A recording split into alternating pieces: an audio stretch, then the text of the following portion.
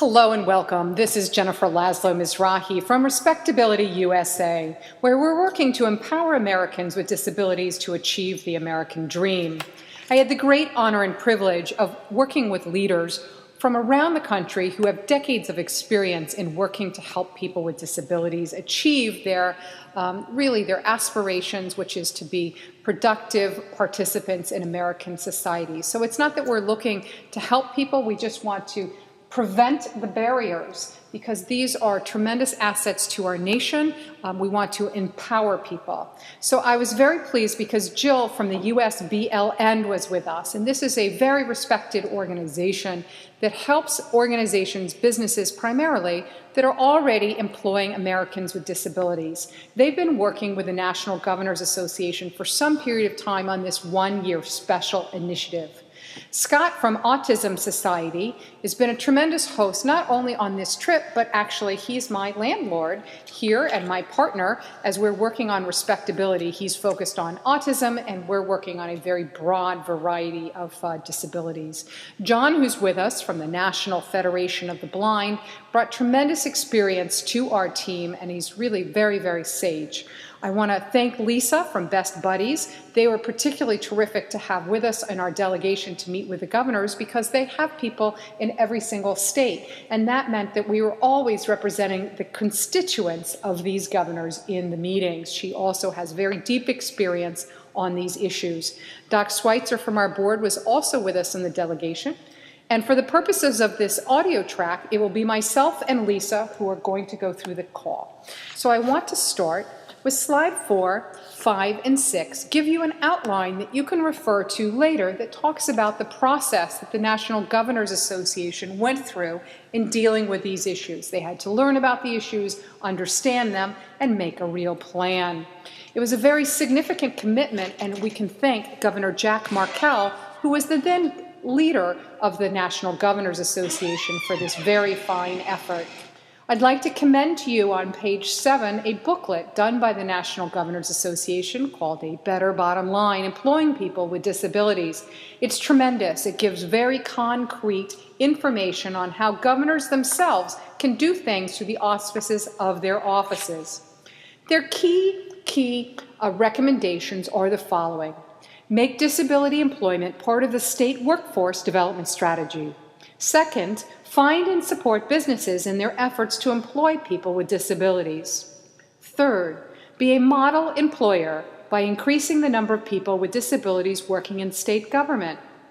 Fourth, prepare youth with disabilities for careers that use their full potential, providing employers with a pipeline of skilled workers. And 5, make the best use of limited resources to advance employment opportunities for people with disabilities. Please, again, do read this full document. But I want to say that this document, as outstanding as it is what I would consider necessary but not sufficient for the kind of transformative national change that we would like to see. Why? That is because the National Governors Association, in what is an extraordinary piece of work, was focused primarily on what governors can do within the context of state government. But obviously in America, there are so many different sectors that can bring tools and assets to bear in solving what has been an intractable problem for so many years.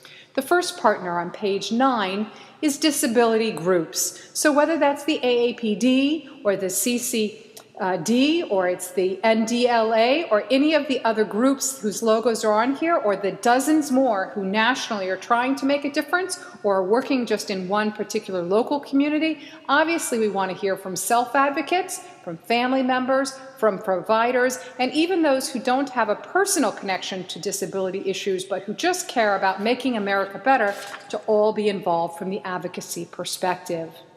Secondly, on page 10, you see elected officials, policymakers, and political consultants. It's very important that we be completely bipartisan in how we reach out, very bipartisan.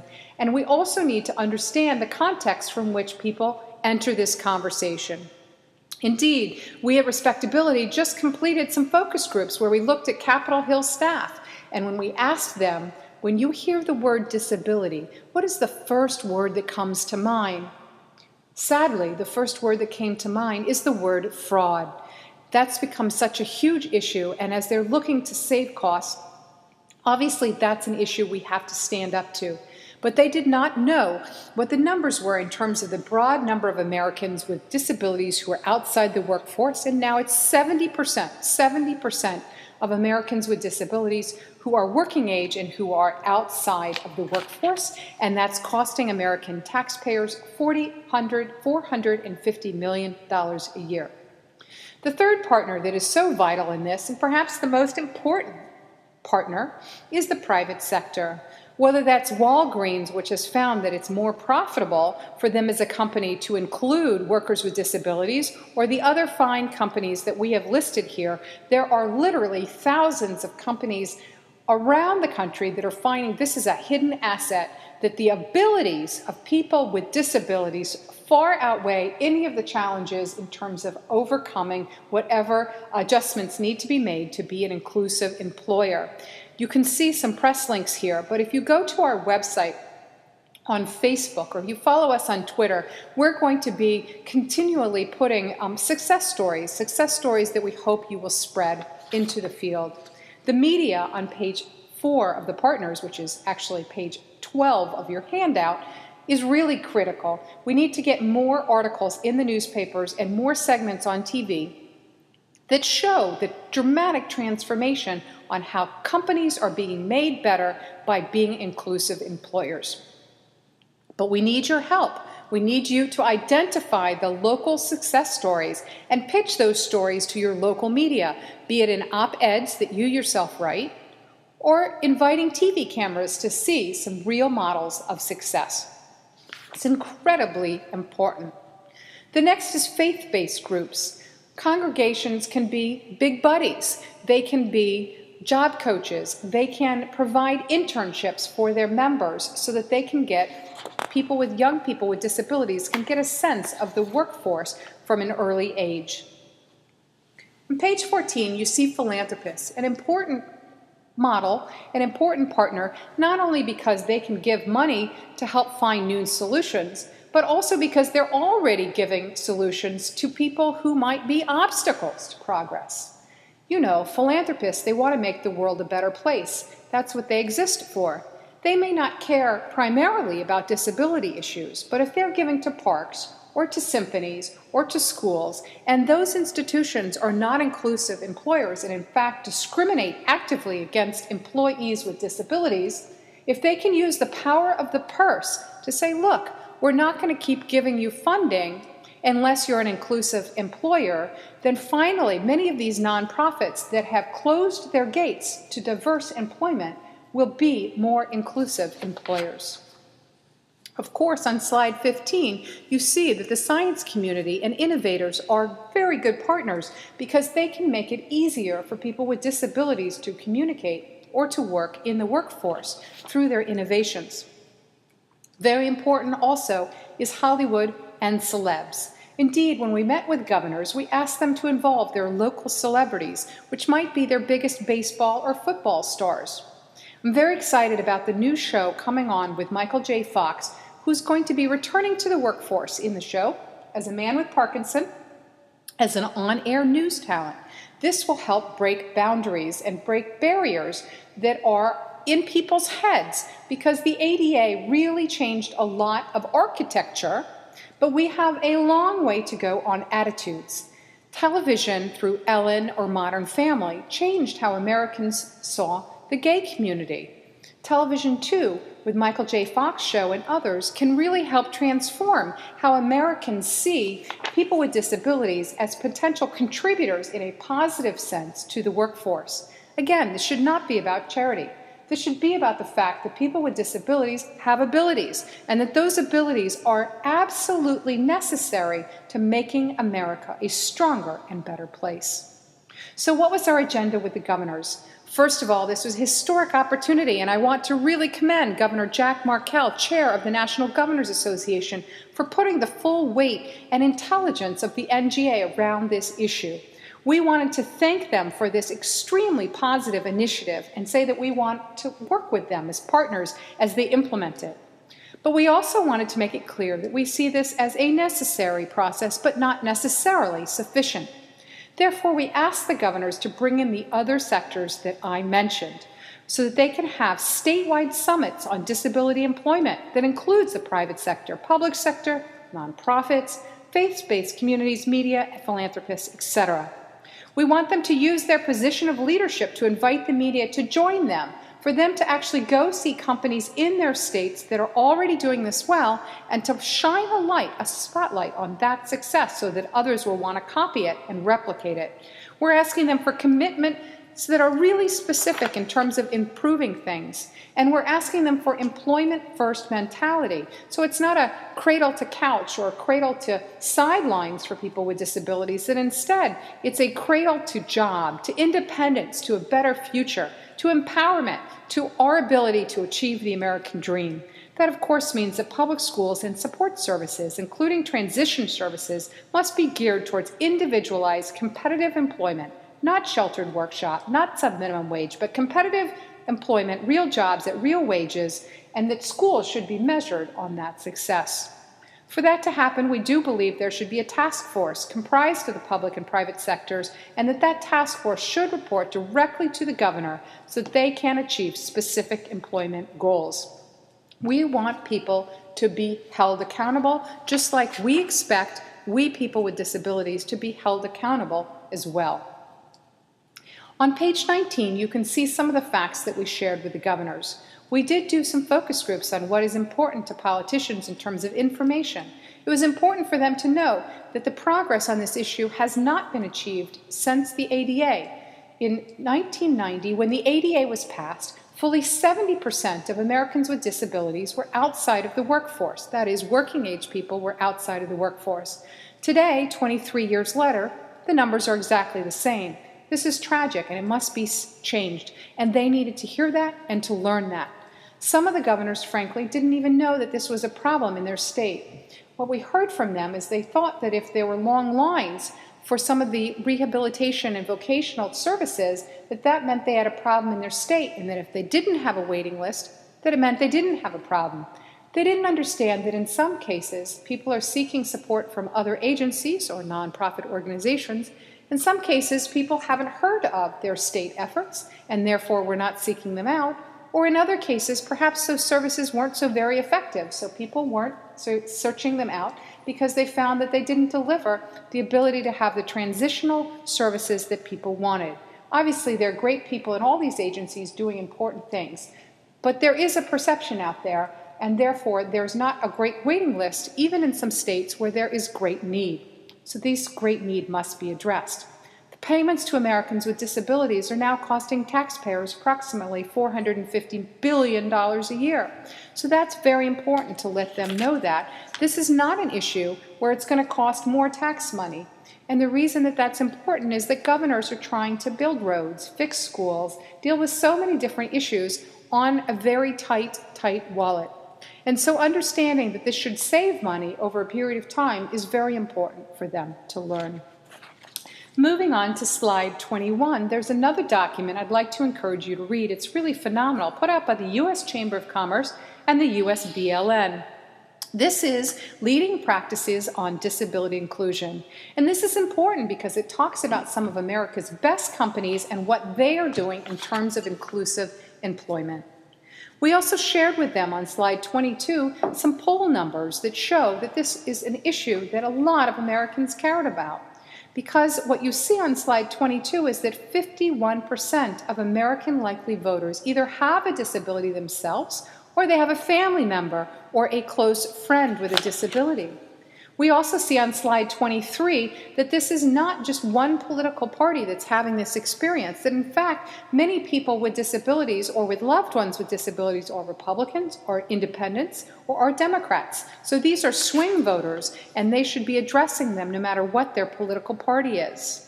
It's very, very important that we keep a bipartisan approach to this entire thing, and we're able to show that this is a voting issue for 25% of those with disabilities. 87% of those with disabilities. Slide 25. I'd like to jump ahead and talk about a couple of of governors in particular. First of all, the governor of North Carolina, we were able to meet with him, and he's a brand new governor, so he was not very familiar yet with these issues, but he was interested. And so what he suggested we do is find some local people from North Carolina that can join with us in visiting with him in the governor's office in Raleigh. We had terrific experience working with Governor Jack Markell. He not only led this very dramatic, historic initiative and did a brilliant job with it, he also helped introduce us to the other governors. I'm going to turn it over to my colleague Lisa from Best Buddies, who's going to talk about those governors specifically. Lisa? Thank you, Jennifer, and let me first say thank you very much for founding Respectability. It's thrilling to be part of this initiative, and it was truly exciting to be in Wisconsin, meeting one-on-one with so many governors and finding that they have a true interest in employing more people with disabilities in their states. So thank you for getting us going on this important effort. We met with some governors by pre-appointment, and some we caught sort of on the fly as they were coming out of meeting rooms. So some of our meetings were more extensive than others. We met with Governor Chris Christie from New Jersey on the fly. He gave us some time, which was very courteous of him, and he was extremely interested in what we had to say.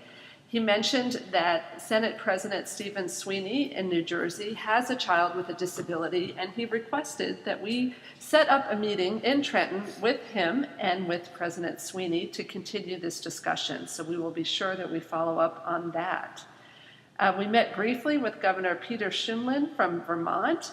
He is also quite interested in the issue, and he mentioned his particular interest in starting with younger children. He wants to focus on middle school age children to talk about employment so that their expectation is a job after high school. He also mentioned they have a strong special education advocacy in Vermont, and he invited us to follow up with him. Governor Gary Herbert from Utah was very interested in this issue. He said he has family members with disabilities, and at least one key staffer has a disability. He also said he has a strong belief in focusing on every person's abilities and making sure that they have the chance to use them. So we will be following up with Governor Herbert in Utah. We had a good meeting with Governor Mary Fallin from Oklahoma. She is the new National Governors Association chair. She says they are already doing quite a lot in Oklahoma, but she wants to keep the focus on this issue, and she wants to do more, and we will be happy to be a resource to her as she works on that. We were very pleased to see that her issue for this year as her chairmanship of the NGA is America Works, Education and Training for Tomorrow's Jobs. So she's going to spotlight improving education and workforce training systems. This is a key area for people with disabilities so that they are job ready. So we're very excited to work with Governor Fallin on that initiative as well. Governor John Hickenlooper from Colorado has a personal interest in this issue as well because he is dyslexic, and he mentioned that there are several other Colorado leaders who have that same disability. We had a good discussion with him on mental health issues and employment. He told us a lot about some initiatives in Colorado that have really worked to help solve the problem of employment for people who are homeless, who also have mental health issues. He will be the vice chair of the NGA this year, so we're excited to continue working with him as well. We had just a very short meeting with Governor Martin O'Malley from Maryland. He's very familiar with Best Buddies, and he is interested in this issue, so he invited us to come and meet with him in Annapolis, and we look forward to doing that.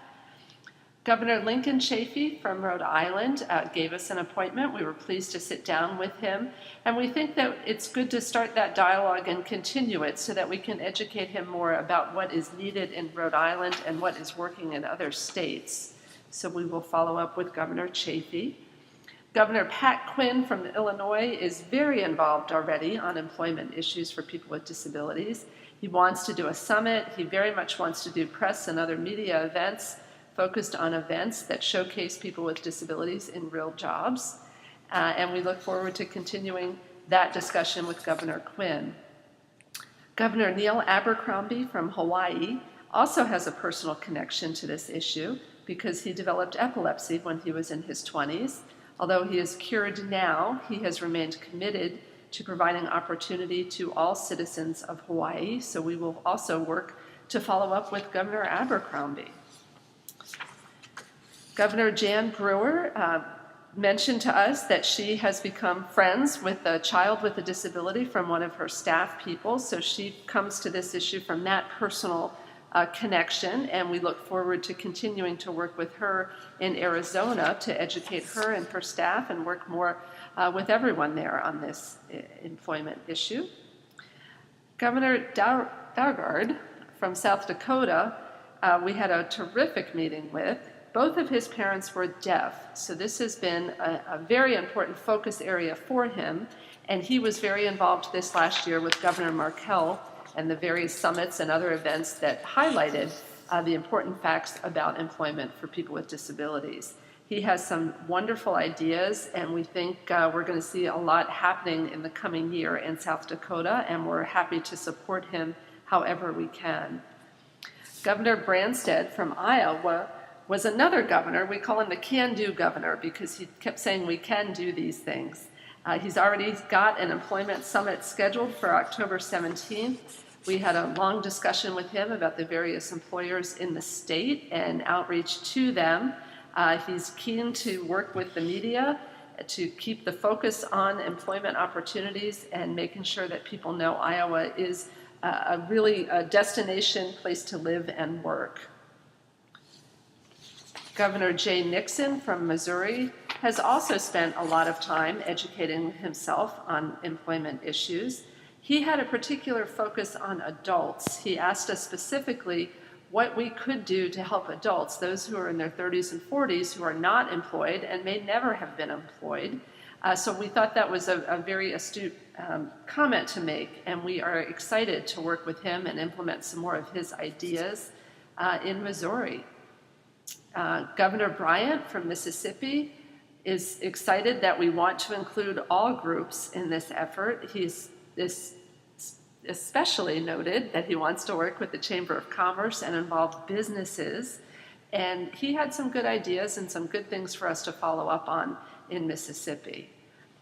Governor Scott Walker, our host governor for the National Governors Association meeting, also had some really excellent things to say about some new initiatives he wants to do in Wisconsin. He's focused a lot on mental health issues and identified additional funding for mental health issues in the state. So we are excited that there was a group there with us from local disability groups who will be able to keep this discussion going with Governor Walker. I'll say again that every governor that we approached took time to talk with us, even if we caught them walking down a hallway. And I think that demonstrates how important this issue is to leaders in every single state. So as we continue on the slides, we're on slide 44. I want to point out, Lisa, by the way, Lisa, tremendous job, and it was just a delight to have you and Best Buddies represented with us when we were at the National Governors Association conference. The reason that you're not hearing John and Scott and Jill on this audio is because there was a problem with the audio tape from the previous call. So the transcript, there is a separate transcript that's different that has the full team, but Lisa and I are just re-recording because the importance of audio, and we wanted to be sure that you have this opportunity. We do want to highlight the USBLN annual conference, which is going to be happening in Los Angeles in September, the end of September, the beginning of October, because there will be 600 business people there who are working with employing people with disabilities. So it's a terrific opportunity to see people who are not just talking the talk, they are walking the walk. All right, so now let's really cut to the chase. We cannot do this without you. We need you, we want you, and you need to be our partner for this to work, because this is a historic opportunity. As I said, Governor Markell and the NGA, they have teed something magnificent up for us, but it will not mean anything unless you stand up right now and take the effort to make a difference. So on page 45, there is a Survey Monkey, which is your opportunity to link in, identify yourself, and talk about what you can do to make a difference. Do you know one of these governors personally? Does somebody you know one of these governors? Or are you willing to cold call a governor? We want to have 500 people identified around the country who are willing to help, and we want to have 10 in each state as a minimum. So we can have more than 500, but at a minimum, we want 10 for each state. So Mississippi, we met with the Mississippi governor. He's interested. He had a little bit of caution because of the amount of trial lawyer activity and lawsuits that are around ADA that he feels is an impediment to businesses being able to create more jobs. And so we need local people to be involved in every state. This is your chance. And if you know people who care about these issues in other states, please, please, please, I urge you to forward this PowerPoint and this call to them, and also to ask them to complete this SurveyMonkey, because we want to build at least 500 activists so that we can go to each of the 50 governors and say, Governor, here it is. Your own organization came up with a fabulous battle plan. We want you to go to war to make sure that this cycle of dependency and exclusion and discrimination ends, so that Americans with disabilities have their full rights, like the Declaration of Independence and the Constitution says that all men are created equal. We want to see that reality come to bear, but we need your help. Again, please take the time to fill out this form and be involved. Additionally, as I mentioned, at Respectability USA on our Facebook and on our Twitter, we are constantly updating good stories about employers who are employing people with disabilities and how it's helping them be more profitable companies. We need to get the word out, business to business. This is how other businesses will be more inclusive, is when they see they can help them make more money.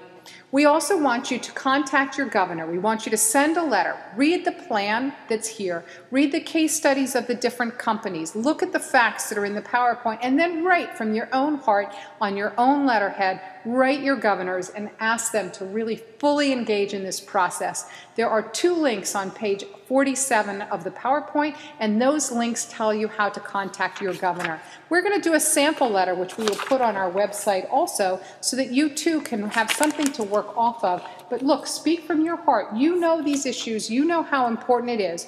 You know that since 1990, there has been 0 improvement in the percentage of Americans with disabilities that are in America's workforce. You know as well as I do that America as a country will only be strong when it includes the heart, the minds, the talents, the energies of all of our citizens from all abilities. I want to thank Lisa. I also want to thank Scott and John and Jill, who are part of our delegation to this NGA conference. I want to thank each of you that took the time to listen to this audio and to be engaged on these issues. So many of you have done so much over a period of years. We would not be able to do what we're doing now if it wasn't on the shoulders of your already significant positive contributions. But it doesn't end here. We need your help. Again, engage. Fill in the SurveyMonkey, write to your governor, be in touch. Thank you for who you are, for what you do, and for all that you do to make this country a better place. Thank you.